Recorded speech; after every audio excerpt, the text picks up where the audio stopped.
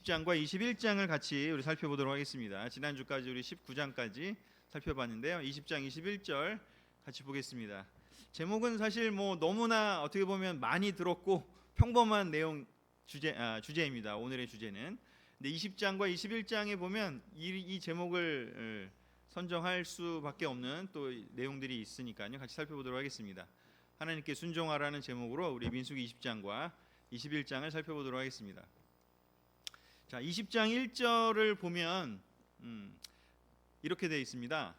이스라엘 백성은 1월에 진 광야에 도착하여 가데스에 진을 쳤으며 거기서 미리암이 죽어 장사하였다. 여기 보면 이제 연도는 안 나오는데 1월에라는 그 시간과 그 다음에 장소가 나옵니다. 진 광야 그리고 가데스라는 이게 지역이 나옵니다.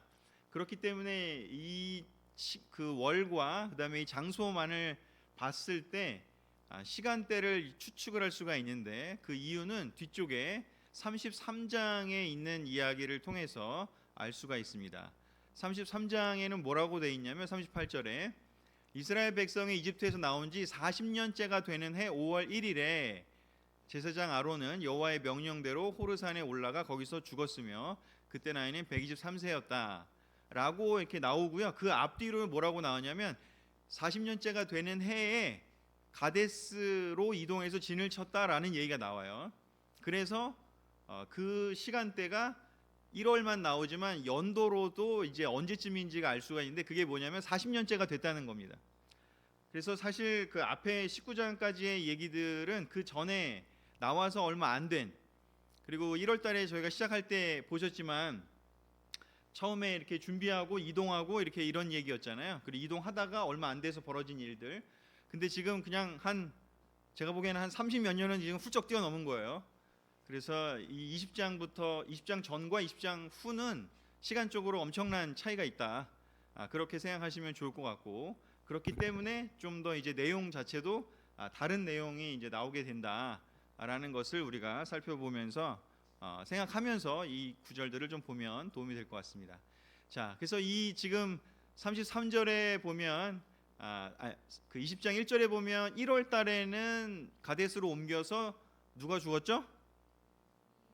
미리암이요. 미리암이 지난주에 우리 봤지만은 한 몇십 년 전에 어떤 사건에 연루돼서 벌을 받았다가 다시 모세의 기도로 회복이 된, 피부병이 회복이 된 일이 있고 난 후에 상당한 시간이 흘러서 이제 이때 40년째가 되는 이때 1월에 죽습니다. 어떻게 보면 이제 모세, 아론, 미리암이 공동 리더십이었는데 그 중에 한 명인 이제 여자 인도자인 미리암이 이제 죽게 됩니다. 그리고 나서 여기 보시면 알겠지만 33장을 보면 5월 1일에는 이제 아론이 죽습니다. 호르산에 올라가서 아론이 123세로 죽게 됩니다. 그리고 나서 이제 신명기 1장을 보면 그 다음에는 어떤 일이 벌어지냐면 이스라엘 백성이 이집트를 떠난 지 40년째가 되는 해, 똑같죠? 같은 해죠. 그해 11월 1일에는 이제 모세가 여호와께서 명령하신 것을 그들에게 다 선포하는 이야기가 나옵니다. 그게 뭐죠? 그 기록이 신명기죠. 그래서 신명기에서 모압 평야에 모아놓고 신명기의 내용이 바로 이 모세가 그동안 이제 얘기하고 죽기 전에 얘기할 것들을 다 얘기하는 내용이 돼요. 그래서 이때 이제 죽게 됩니다. 모세의 나이는 120세라고 34장 7절에 이제 그 민수기에 나오게 되는데, 그래서 결국은 이 20장에 벌어지는 이 해는 굉장히 좀 중요한 해죠. 보면 1월에 미리암이 죽고 5월에는 아론이 죽고 11월에는 모세가 다 선포하고 그 다음에 이제 또 마무리를 한 후에 이제 죽게 됩니다. 그래서 이 해에 1세대의 이제 인도자가 다 어떻게 보면 이제 세상을 떠나는 그런 일이 되는 게 바로 이 해입니다. 그래서 이 해가 굉장히 중요한 시점에 있다라는 걸 우리는 민수기 20장의 그 시작이 된다라는 걸 알 수가 있습니다. 자, 40년이 지났고요. 시간이 정말 이렇게 점프하죠. 어쩌면 요한복음 같은 경우도 그렇거든요. 요한복음도 한 9장 10장까지는 어떤 면에서는 상당히 긴 한 3년의 시간, 2년 반 3년의 시간을 얘기하다가 그 나머지 시간은 예수님이 예루살렘에서 겪은 그 일주일, 열흘, 그 정도의 기간을 얘기하는 것처럼 성경이 그냥 이렇게 똑같은 시간대를 똑같은 분량으로 하지 않고요. 어떤 때는 길게 했다가 어떤 때는 또 자세히 얘기했다가 막 이렇거든요. 그래서 지금 갑자기 이제 점프가 되었습니다. 40년째로 40년이 지났습니다. 이제 광야 세대가 퇴장하고요. 새로운 세대가 등장을 하게 되는 이제 그 모양이 나타나죠. 그래서 20장에 보면 아론이 죽게 되고 그리고 나서 이제 아론을 대신해서 그의 아들인 엘르아살이 대제사장이 되는 그 이야기가 등장을 하고 나중에 이제 그 여호수아라는 후계자가 이제 모세를 대신하는 이야기가 나오고요. 이렇게 해서 새로운 세대가 교체되는 해가 바로 이 해입니다. 그래서 이 해에 어떤 일이 벌어졌느냐가 이제 20장에 볼 이야기고 21장도 바로 이제 그것과 연결돼서 나타나게 되는데요. 이런 과정 속에서 우리가 잘 아는 이야기 사건이 두 가지가 20장과 21장에 벌어지게 됩니다. 첫 번째 사건은 이제 가데스 사건이라고 할 수 있는데요. 민수기 20장 2절에서 4절에 그 사건의 시작이 나오게 됩니다. 같이 한번 읽어볼까요? 시작. 그곳에는 물이 없었기 때문에 백성들이 모세와 아론에게 몰려와 이렇게 항의하였다. 여호와께서 우리 형제들을 죽이실 때 우리가 함께 죽지 못한 것이 한스럽소. 어째서 당신들이 우리를 이 광야로 끌고 와서 우리 짐승들과 함께 우리를 죽이려 하시오. 40년째가 됐습니다. 여러 시간 동안 여러 해 동안 이제 이렇게 어떻게 보면 이제 방랑을 하고 이 가데스 지역 모압 땅과 얼마 멀지 않은 그 가나안 땅과 얼마 멀지 않은 지역에 도착을 했습니다. 그런데 그곳에는 물이 없었고 이제 그 여러 번 반복되는 듯한 내용이잖아요. 그래서 백성들이 또 다시 한번 이제 한탄을 하고 원망을 하고 불평을 하고 있습니다. 그리고 이 사건이 일어나서 이제 그 다음에 어떻게 처리가 되는지가 이제 등장하게 됩니다. 예전에 앞장에서 봤던 내용들과 비슷하지만 뒤에 처리되는 과정이 조금 다르게 전개가 되기 때문에 이제 뒷부분에 그 내용을 보면 좋을 것 같습니다. 자, 그리고 두 번째 사건이 이제 21장에 벌어집니다. 21장 4절 5절 비슷한 내용인데 조금 다르죠. 이스라엘 백성은 에돔 땅을 돌아가려고 호르산을 떠나 홍해로 가는 길을 따라갔다. 아까 가데스 바네아에 있다가 조금 이동한 겁니다. 그리고 그런데 길을 돌아가는 고생을 참지 못해 그들은 하나님과 모세를 원망하며 왜 우리를 이집트에서 끌어내어 이 광야에서 죽이려 하시오. 여기는 먹을 것도 없고 마실 물도 없지 않소. 이제 이 지겨운 만나도 신물이 나서 못 먹겠소 하고 모세에게 불평하였다. 요 가데스 사건 첫 번째 사건과 두 번째 사건 사이에 이제 에돔 땅을 지나가기 위한 그런 협상을 하는 일이 나오는데 에돔 왕에게 우리가 좀 그 길을 지나갈 수 있게 해달라고 하니까 안 된다 그래요. 그래가지고 어쩔 수 없이 돌아가야 되는 상황인 거예요. 그래서 돌아가는 그 길 직접 가면 되는데 돌아가야 되는데 여기 보면 뭐라고 나오느냐면 그 돌아가는 길을 그 고생을 참지 못해서 이들이 또 이제 불평 불만을 하는데 이제 조금 더 고조되는 내용이 나오죠. 왜 우리를 이집트에서 끌어내어 이 광야에서 죽이려 하시오는 거의 그 시그니처 멘트가 되죠. 앞장에도 40년 전에도 그랬고 40년 후에도 그렇고 거의 시그니처 멘트예요. 마치 이집트에 있는 것이 너무 좋았던 것처럼 얘기를 해요. 우리 항상 좀 과거를 미워하는 그 인간의 그 속성이 있다고 하지 않습니까? 군대에서 분명히 엄청 고생했을 텐데 형제들 군대 얘기를 그렇게 추억을 삼아서 얘기를 하고 옛날에 고생했던 상황들이 있고 힘든 상황이 있었는데 신기하게 과거를 미워하는 그런 인간의 경향이 있는 것 같습니다. 어쩌면 참 시그니처 멘트인 것 같은데 조금 차이 나는 건 뭐냐면 이제 여기는 이제 이 지겨운 만나도 신물이 나서 못 먹겠다고. 저는 한번 진짜 꼭 먹어봤으면 좋겠는데 그분들은 40년을 먹고 너무나 어떻게 보면 하나님의 그 은혜로 만나와 메추라기 많은 것들을 먹었지만 이제 그것도 신물이 나서 못 먹겠다고 불평을 하고 있습니다. 그래서 두 개의 비슷한 사건이 벌어집니다. 불평 불만하는 사건이죠. 자, 그런 두 개의 사건이 여기 20장 21장에 나오고 이게 왜 40년째 되는 첫 해에 등장했을까? 굉장히 의미가 거기에 있다라는 것을 생각해 보시면서 자, 이 두 사건을 그러면 하나님이 어떻게 해결하시는지를 또 한번 살펴보겠습니다. 하나님의 지시 앞장의 첫 번째 가데스 사건을 어떻게 지시하시냐 보면 20장 6절 8절 같이 읽어볼까요? 시작. 모세와 아론이 그들을 떠나 성막 입구로 가서 여호와 앞에 엎드리자 여호와께서 영광의 광채로 그들에게 나타나셔서 모세에게 말씀하셨다. 너는 내 지팡이를 가지고 내 형 아론과 함께 백성을 모으고 그들 앞에서 바위를 향해 물을 내라고 말하라. 너는 그 바위에서 물을 나오게 하여 백성과 모든 짐승이 마시게 하라. 쭉 지금 한 달 반 정도 되는 시간 동안 우리 그 앞장에도 봤지만 항상 하나님께서 백성들이 뭐가 필요하다고 하면 항상 대안을 해결책을 제시해 주셨습니다.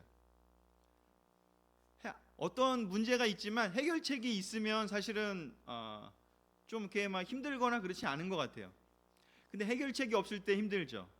근데 백성들은 늘 항상 해결책이 없는 것 같아서 힘들고 불평하지만 하나님은 늘 항상 그들에게 이 필요를 채울 수 있는 방안을 얘기를 하시죠. 예수님한테도 모든 사람이 와서 뭔가를 요구했을 때 뭘 고쳐달라 이런 거 했을 때 대부분 다 고쳐주시죠. 그런 것처럼 이제 이렇게 지시를 내리십니다. 그리고 두 번째요. 노뱀 사건에서도 그 아까 벌어진 이렇게 멀리 돌아가야 되는데 거기서 너무나 만나도 그렇고 맛없고 이제 너무 힘들다고 불평할 때 사람들이 이제 그 뱀에게 물리는 그런 사건이 벌어집니다.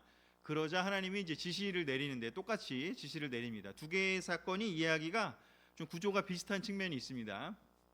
자, 거기는 어떤 지시를 내리는지 같이 읽어보겠습니다. 21장 7절 8절이요. 시작.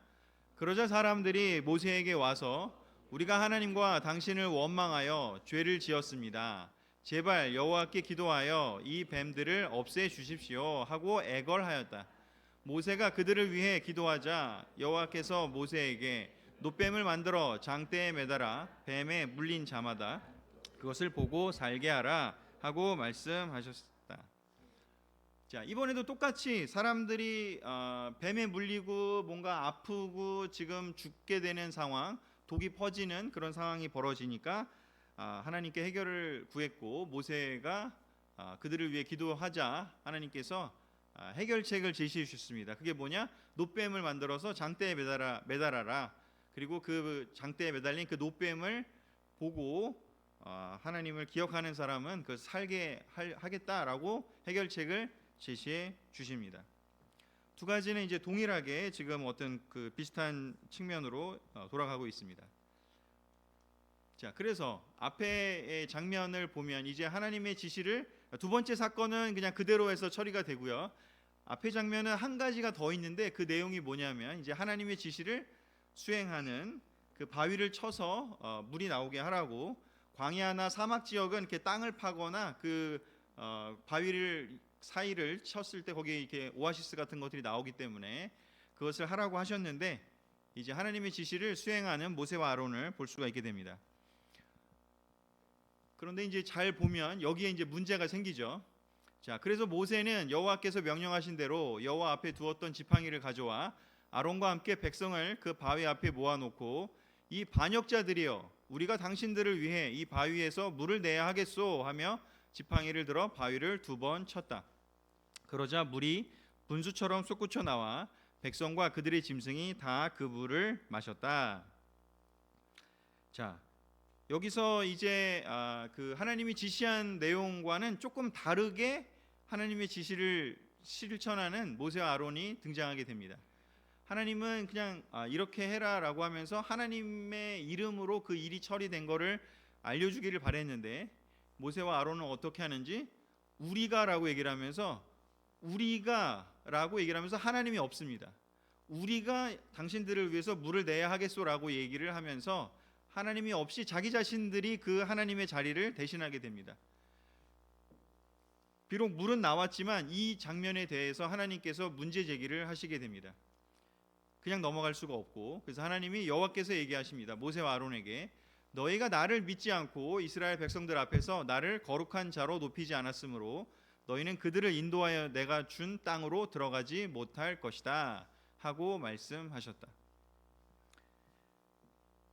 40년 동안 시달리고 사람들을 어떻게 보면 그 필요를 채우고 중보를 했던 그 모세와 아론이 이제 40년 동안 그 사람들을 돕는 그 역할을 하면서 어떤 면에서 이제는 하나님의 그 영광을 내는 대신하는 그 자리에서 벗어나서 여러 번 이런 것들을 하고, 그리고 어떻게 보면 이제 본인들이 하는 것처럼 느끼는 교만의 자리에 올라서게 됩니다. 그래서 결국 이것 때문에 그 땅에 들어가지 못하게 될 거라는 이야기를 듣게 되는 장면이 여기 나오면서, 제가 아까 설명한 것처럼 이 마지막 해에 왜 미리암과 아론과 모세가 다 죽게 되고 그 약속의 땅으로 들어가지 못하게 되는지를 이 장면으로 이제 설명을 하게 되는 겁니다. 그래서 의미가 있는 부분이고요. 자, 그래서 이 두 개의 케이스, 그리고 두 번 케이스를 보면서 오늘은 무엇을 우리가 한번 살펴볼까? 이 과거의 이야기, 이 2000년도 전에, 3000년 전에 있었던 이 일들을 보고, 그러면 우리는 무엇을 생각해 볼 수 있을까? 약속의 땅에 들어가지 못하게 되는 이 모세와 아론, 그들을 보면, 또 백성들의 삶을 보면서 저는 세 가지를 우리 포인트를 함께 살펴봤으면 좋겠습니다. 제가 오늘 생각한 첫 번째 포인트는 극복하지 못하면 반복하게 된다라는 제목입니다. 잠언 19장 19절에 이 구절이 뭐 정확하게 이것과 연결될지는 모르겠지만, 이 오늘 읽어본 내용들을 보면요, 40년이라는 시간 전과 지금 남아있는 40년이 지난 이 시간이나, 아까도 봤지만 백성들이 하는 그런 어떤 그 태도들은 비슷하다는 거죠. 심지어 이게 이제 모세와 아론에게까지도 전염이 돼 버렸어요. 극복하지 못하면 반복하게 된다. 무슨 뜻인지 좀 이해하시죠? 우리가 이렇게 어떤 그 우리의 약점, 우리의 죄성을 극복하지 못하면 그냥 평생 그 잘못에서 벗어나지 못하고 쳇바퀴 돌다가 끝나는 게 아닌가라는 생각이 들어요. 그래서 결국에는 약속의 땅에도 못 들어가는 거죠, 이 사람들도. 그래서 우리가 이 하나님 나라에 가기로 약속을 받고 이집트를 나왔지만, 이집트라고 하는 어떤 면에서는 그 하나님 백성으로 살지 않았던 시대에서 나온 거는 좋지만, 그렇다고 해서 제자가 됐다라고 해서, 마치 그 비교를 하자면, 제자가 됐다라고 해서 우리의 그런 어떤 안 좋은 성품, 안 좋은 그런 어떤 기질, 죄성, 그런 것들은 여전히 있을 수 있잖아요. 그래서 우리가 그걸 극복하지 못하면 우리는 이들이 40년 동안 똑같은 일을 지금 반복하는 것처럼 늘 그렇게 비슷하게 반복하지 않나라는 생각이 듭니다. 악순환이죠. 이번에 우리가 1월 달에 우리 같이 이렇게 그 교회 전체적으로 지금 기도 리스트 작성하고 있지 않아요? 쭉 같이 이렇게 그 내용을 보면서 기도를 하는데, 제일 많이 있는 게 뭔지 혹시 생각해 보셨나요? 제일 많이 좀 등장하는 것. 맞습니다. 형은 기도 안 그 리스트를 모르실 텐데. 그렇군요. 네, 맞아요. 건강이 제일 많더라고요. 건강이 제일 많아요. 두 번째가 뭔지 아세요? 두 번째는 못 맞히시겠죠. 자녀. 감사하는 사람이 되게 됐으면 좋겠다가 제가 봤을 때는 제일 많았어요. 제가 세보진 않았는데 그냥 느낌상으로. 참 우리 그 형제 자매들은 너무 이 오늘 여기 본 이 이스라엘 사람들과 너무 다르다는 생각이 든 것이, 감사하는 그것을 목표로 삼고 이렇게 해나가고 있다는 것. 이 이스라엘 사람들이 이집트를 나온 거는 너무 좋았는데, 그런데 이집트에서 나왔지만 그럼에도 불구하고 이집트에 나와서 그냥 천국 같은, 아무 문제가 없고 아무런 정말 극복해야 될 일이 없는 그런 그러니까 진공 같은 상황에 처하지 않는다는 것을 생각을 못했던 것 같습니다. 교회로 제자로 산다는 것, 세례 받을 때만 해도 세례 받고 나면 너무 온 세상이 다 아무 문제도 없고 너무 놀라운 행복한 일만 있기를 너무 기대했었던 시간들이 있었던 것 같습니다. 그러나 실제로 하나님 나라에 들어가기까지는 이 광야처럼 우리에게 현실적으로 먹어야 되고 마셔야 되고 또 이동해야 되고 살아가야 되는 여러 가지 일들이 우리에게 있는 것 같습니다. 그럼 그 일들을 해결해 나아가는 그런 주체적인 삶을 살아갈 수 있는 놀라운 특권, 그리고 필요가 있으면 하나님한테 구하면 많은 것들을 해결해 주시는 그런 하나님이 함께 계심에도 불구하고 믿음이 없고 계속해서 불평불만을 이야기하고 끊임없이 그 이집트를 그리워하는 그 과거 속에 살아가는 그러한 삶을 살게 되는 이 모습을 보면서 극복하지 못하면 정말 계속 우리는 반복하게 되는구나. 우리 죄성을 영적인 방법으로, 영적인 성품으로 그것을 극복해내지 않으면 계속해서 그 죄 속에 머물러 있게 되는구나 라는 생각을 해보게 됐습니다. 사람은 절대 안 바뀐다라는 말도 있고 사람은 반드시 바뀐다라는 말도 있잖아요. 절대 안 바뀌는 건 우리 기질인 것 같아요. 죄성을 포함해서 우리의 기질, 뭔가 부족하면 뭔가 얘기하고 뭔가 여러 가지로 우리의 그런 어떤 기질들이요.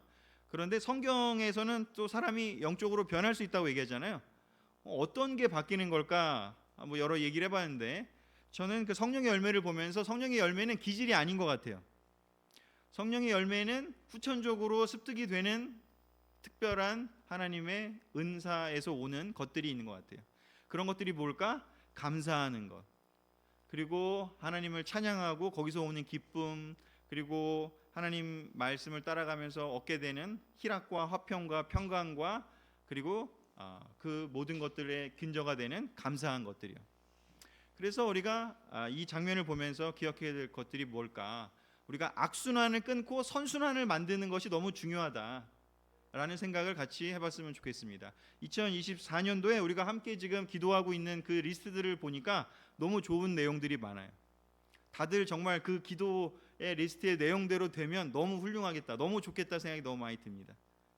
우리가 같이 함께 이 이집트 탈출했던 이분들이 실수했던 것들이 아니라 우리는 2024년도에 완전히 선순환을 이루어가는 우리 분당교회 형제자매들이 됐으면 너무 좋겠습니다. 그렇게 하고 싶으시죠? 우리 한번 그렇게 선순환을 극복해내고 반복하지 않을 수 있도록 우리의 실수를 반복하지 않고 새로운 모습으로 변화되기를 너무나 원합니다. 근데 어떻게 하면 그렇게 될 수 있을까? 그것을 우리 내용들을 봤지만 결국은 하나님이 우리를 이끄셨고 우리를 약속의 땅으로 이끄시는 분이라는 걸 기억할 때 그때 비로소 우리는 반복하지 않고 새로운 존재가 될 수 있다는 생각이 듭니다. 하나님께 순종하면 바로 극복할 수 있다. 그 죄성을 이겨낼 수 있는 유일한 힘은 내 힘으로는 안 되는 것 같아요. 그렇지 않습니까? 이분들도 40년 동안 안 변했잖아요. 우리도 안 변할 것 같아요. 저도 안 변할 것 같아요. 내 힘으로는. 근데 언제 우리가 변했나? 언제 우리가 영적인 너무나 승리를 경험했을까? 그것은 정말 그냥 하나님이 우리에게 주신 그 말씀을 그대로 받아들이고 거기에 순종했을 때 그것을 극복했던 것들이 있지 않았나 생각이 듭니다. 너무나 잘 아는 구절이고 우리가 제자 될 때 봤던 구절인데요. 같이 한번 읽어보겠습니다. 누가복음 9장 23절 24절입니다. 시작. 그러고서 예수님은 모든 사람에게 이렇게 말씀하셨다. 누구든지 나를 따라오려거든 자기를 버리고 날마다 제 십자가를 지고 나를 따르라. 자기 생명을 구하고자 하는 사람은 잃을 것이며 나를 위해 자기 생명을 버리는 사람은 얻을 것이다. 아멘.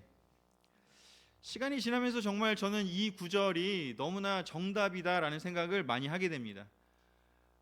자기를 버리고, 즉 나의 그 죄성을 버리고 그 이집트에서 그 제국에서 배웠던 그 나를, 그 자기를 버리고 예수님이 하나님이 우리에게 주시고자 했던 그 축복을, 그 약속의 땅이라고 하는 그 약속을, 그거를 믿고 우리가 정말로 예수님을 따라가려고 하는 그 발자국을 내걸었을 때, 그때 우리가 진정으로 우리의 삶이 얻어진다라는 것을 정말 사실이라는 생각이 너무 듭니다. 요즘 성경부하면서 우리 그 친구들하고도 이야기를 할 때 정말 자기의 약점, 자기의 그 죄를 드러내고 자기의 실수와 그런 것들을 이렇게 드러내고 고백하고 버리는 그 모습들을 보면서, 그리고 너무 기뻐지고, 그리고 너무 밝아지고, 그리고 너무나 새로운 삶을 얻은 것 같은 그 모습들을 보면서 와, 정말 저거구나. 언제 우리가 정말 선순환을 만들었을까? 여러분들 다 한번 생각해 보세요. 정말 저는 세례 받았을 때 그 죄를 고백하고 정말 그 하나님 말씀이 이거다라고 하면서 가서 부모님에게 사랑한다고 이야기하고 또 친구들에게 제 잘못된 걸 이야기하고 그랬을 때 정말 그 말씀에 순종했을 때 그때 놀라운 자유로움을 그리고 기쁜 내 마음속에 그동안에 나 혼자만 알고 있던 그 어두움의 이야기들을 그 죄책감과 수치심을 고백을 하고 하나님께 말씀드리고 형제들에게 이야기를 했을 때 진정으로 자유로워졌던 경험을 했던 것 같습니다. 언제 우리가 극복할 수 있을까? 언제 선순환을 만들 수 있을까? 저는 정말 이렇게 제자로 사는 그 순간에 비로소 가능하지 않을까라는 생각을 이 민수기를 통해서 또 우리의 삶을 통해서 결론을 내릴 수 있었습니다. 그리고 세 번째는요. 우리가 궁극적으로 무엇을 해야 되느냐? 이 민수기 21장에 나오는 이 노뱀 사건을 예수님께서 인용하십니다. 요한복음에서. 그래서 바로 기억해야 될 건 무엇일까? 우리 높이 매달리신 예수님을 바라보자라고 이야기를 드리고 싶습니다. 요한복음 3장 14절 15절 같이 읽겠습니다. 마지막 구절입니다. 시작. 모세가 광야에서 뱀을 쳐든 것 같이 나도 높이 들려야 한다. 이것은 나를 믿는 사람마다 영원한 생명을 얻도록 하기 위해서이다. 아멘. 두 번째 사건, 가데스 사건을 통해서는 결국 불평하는 백성들도 문제이지만 그렇지만 백성들 사이에서 중재하는 그 놀라운 인도자였던 모세조차도 하나님 말씀에 순종하지 않았을 때는 그도 그 대가를 치르게 된다는 걸 보여주었습니다.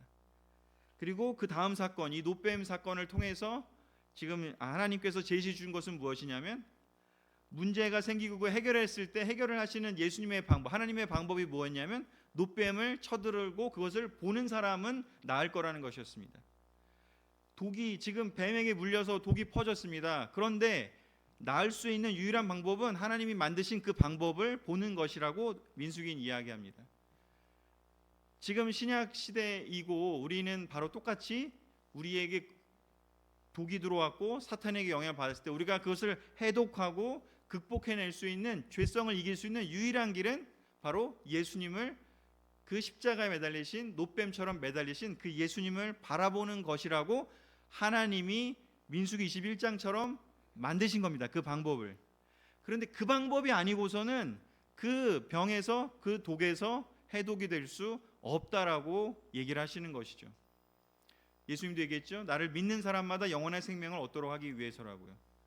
우리가 개인적으로든 교회 차원이든 우리가 결국은 약속의 땅에 들어가고 우리가 하나님 주신 그 축복을 누리기 위해서 우리가 필요한 게 뭘까? 우리는 십자가에 달리신 예수님을 그 노뱀을 바라보고 살았던 사람처럼 끝까지 고집부리고 자기의 방식대로 그 보지 않고 하나님 만드신 그 방법을 보지 않고 자기의 방법대로 해독을 하려고 했던 사람들은 아마도 다 죽었을 겁니다. 마찬가지죠. 십자가에 달리신 예수님을 보지 않고 다른 방법으로 뭔가 해결을 하려고 하는 그 모든 시도는 반드시 성공할 수 없을 것입니다. 십자가에 달리신 그 예수님을 바라보는 것, 광야에서 뱀을 쳐들었을 때 그 노뱀을 보고서 해독이 된 것처럼 우리 또한 2024년도에 우리가 포커스해야 할 것은 무엇인가?